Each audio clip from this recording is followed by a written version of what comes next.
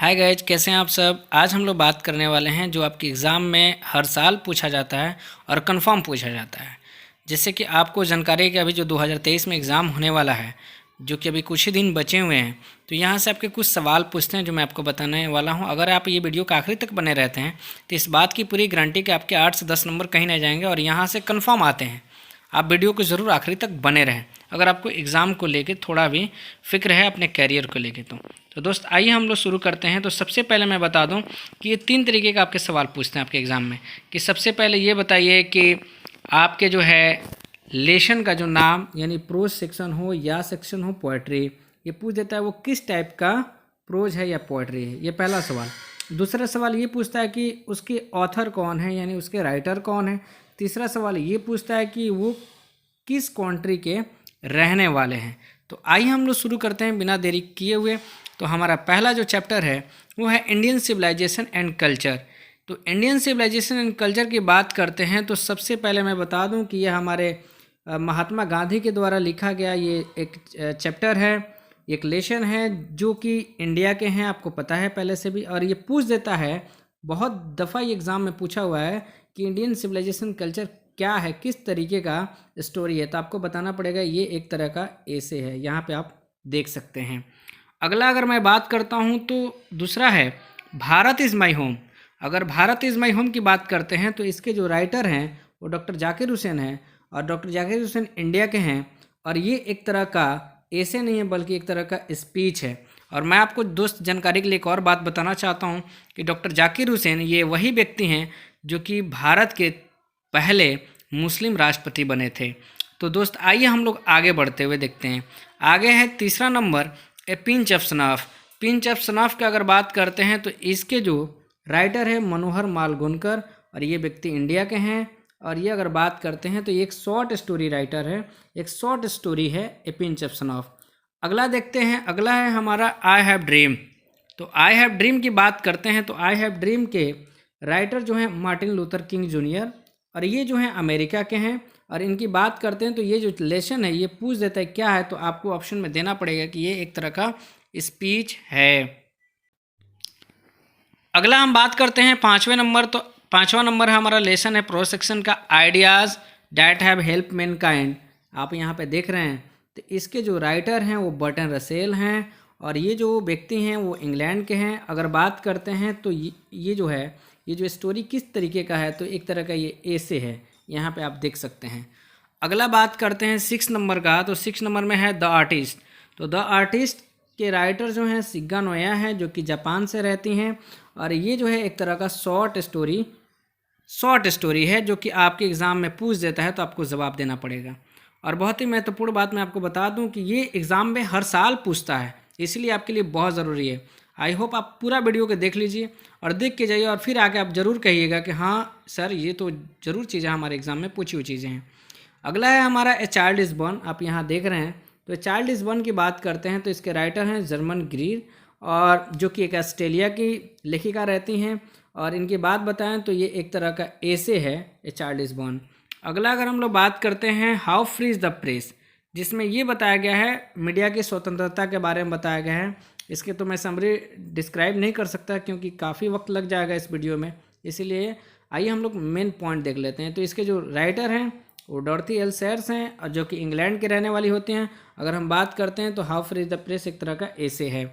अगला अगर हम बात करते हैं द अर्थ की, तो द अर्थ जो है एक जो है लेसन है जो कि राइटर एच.ई. बेट्स हैं जो कि इंग्लैंड के रहते हैं और ये भी एक तरह का शॉर्ट स्टोरी है। अगला देखते हैं 10 नंबर। तो इंडियंस टू ट्रैवलर्स आई। अगर इसकी हम लोग बात करते हैं तो इसके जो राइटर हैं वो कि पीएल्स बक हैं और जो कि अमेरिका से रहते हैं। और बात करते हैं तो ये एक तरह का ऐसे है। अगला और बात करते हैं लास्ट प्रोज सेक्शन का। तो प्रोज सेक्शन की बात करते हैं, लास्ट है मैरिज प्रपोजल जो कि एक शादी का प्रस्ताव होता है जिसके राइटर हैं एंटोन चेकोव जो कि एक रशियन अगर बात करते हैं होते हैं। और ये एक तरह का ड्रामा है। तो आपके दोस्त एग्ज़ाम में ये बहुत दफ़ा पूछा हुआ ये सारे के सारे सवाल हैं। ये तो हो गया प्रो सेक्शन के बाद। अब हम लोग शुरू करने जा रहे हैं पोएम की, यानी जो कविताएं हैं जो आपके पोएट्री सेक्शन है उसके बारे में बात करते हैं। पोएट्री सेक्शन की अगर बात करते हैं तो sweetest love I do not go की अगर हम लोग बात करते हैं तो इसके लिए मैं आपको लिए बता दूं कि इसके जो राइटर हैं जॉन डन हैं, और जो कि एक इंग्लैंड में, और कभी भी पूछा जा सकता है आपके एग्ज़ाम में ये किस तरीके का पोएट्री है, तो आपको बताना होगा ये मेटाफिजिकल पोएट है। अगला अगर हम लोग बात करते हैं तो song of my self, song of my self की बात करते हैं तो इसके जो राइटर हैं वॉल्ट व्हिटमैन हैं, जो कि आप यहाँ देख सकते हैं, और ये एक तरह का पीपल्स पोएट है, और ये जो व्यक्ति हैं कहाँ के रहते हैं तो अमेरिका के रहते हैं। अगला अगर बात करते हैं तीसरे नंबर का हमारा जो पोयम है वो है now the leaves are falling fast, यानी जिसमें आप पढ़े होंगे पत्ते तेजी से गिर रहे हैं। तो इसके बारे में अगर बात करते हैं तो ये W.H. ऑर्डन इसके जो हैं राइटर हैं, और ये एक वर्सटाइल पोएट है, और इनकी अगर बात करते हैं तो इनकी नेटिव जो है इंग्लैंड है। अगला बात करते हैं ऑड टू ऑटम, तो ऑड टू ऑटम जिसके राइटर हैं जॉन कीट्स, और ये एक तरह का रोमांटिक पोएट है। और रोमांटिक पोएट का मतलब आप याद रखिए, रोमांटिक तो रोमांस तो आपको तो पता ही है, तो इस चीज़ से आप ध्यान दे सकते हैं। और ये जो व्यक्ति की बात करते हैं तो एक इंग्लैंड की ये स्टोरी है। अगला बात करते हैं एन एपिटाफ, तो एन एपिटाफ की बात करते हैं तो वॉल्टर डी ला मेयर, और ये एक तरह का चिल्ड्रंस पोएट है, और जो कि ये इंग्लैंड की बातें हैं। ये चीज़ आप तीन चीज़ आप हमेशा ज़रूर ध्यान रखिएगा। अगला बात करते हैं द सोल्जर, नाम से स्पष्ट है ये द सोल्जर की बात हो रही है, यानी एक तरह का सैनिक की स्टोरी है। तो इसके जो राइटर हैं वो हैं हमारे रॉबर्ट ब्रूक, और ये एक तरह का वॉर पोएट है। जाहिर सी बात है कि जब सोल्जर की बात आ जाएगी तो युद्ध तो होगा ही, यहाँ से आप युद्ध से कनेक्ट कर सकते हैं बात को। अगला देखते हैं 7 नंबर जो है मेकाविटी द मिस्टी कैट, एक रहस्यमय बिल्ली के बारे में आप जरूर अपने क्लास में पढ़े होंगे, उसके बारे में बता दूं तो एक तरह के ये क्लासिस पोएट है, और जिसके राइटर हैं T.S. एलियट, और ये एक USA की बातें हो रही हैं, यूनाइटेड स्टेट ऑफ अमेरिका। अगला बात करते हैं तो अगला है हमारा फायर ह्यूमन, फायर ह्यूमन की बात करते हैं तो केकी एन दारूवाला।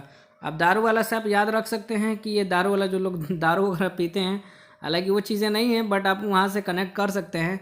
और ये एक तरह का लैंड एस्केप पोएट है, यहाँ पे आप देख सकते हैं, और ये एक राइटर जो हैं कि इंडिया के हैं। अगला और बात करते हैं स्नेक की, यानी सांप से एक रिलेटेड आपको एक स्टोरी पढ़नी होती है, जो कि एक पोएट होती है, जो कि एक मॉडर्न पोएट होती है। और मॉडर्न पोएट की अगर हम लोग बात करते हैं तो मॉडर्न पोएट यहाँ पे आप देख सकते हैं, और इसके जो राइटर है D.S. लॉरेंस हैं, और ये एक इंग्लैंड के होते हैं। Last but not the list अगर दोस्त बात करते हैं लास्ट नंबर के आपके पोएट्री सेक्शन की, तो वो हैं हमारे माई ग्रैंड मदर्स हाउस, जिसकी राइटर हैं, जाहिर सी बात है कि ये इंडिया के हैं तो राइटर का नाम भी इंडियन होगा, तो कमला दास इसके लेखिका हैं, और ये एक तरह का मॉडर्न पोएट है। तो दोस्त मैं आपको बताना चाहता हूँ कि अगर आप ये सारी चीज़ें जैसे कि आपने यहाँ पे देखा, तो ये सारी चीज़ें आपके एग्ज़ाम में पूछा हुआ है, और पूछता भी है, हर साल पूछता है कि आखिर बताइए प्रोज सेक्शन इसके ऑथर का नाम पूछ लेता है, या फिर पूछ लेगा उस ऑथर का नेटिव कहाँ था, यानी उनका जन्म कहाँ हुआ था, उनके देश का नाम, और ये ज़रूर पूछ लेता है कि वो प्रोज है तो किस टाइप का है, एसे है कि स्पीच है कि क्या है, या फिर अगर पोएट्री है तो रोमांटिक है कि नॉर्मल है, या फिर क्लासिस्ट है या मेटाफिजिकल है। ये सारी चीज़ें आपके एग्ज़ाम में पूछती है।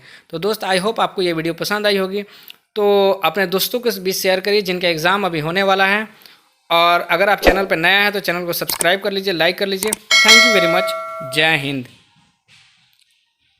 अगर आपको कोई डाउट है तो आप ज़रूर कमेंट सेक्शन करिएगा, और अगर आपको वीडियो अच्छी भी लगी हो तो कमेंट ज़रूर करिएगा। आप लोग आते हैं वीडियो देख लेते हैं और कमेंट नहीं करते हैं। Thank you very much again, जय हिंद।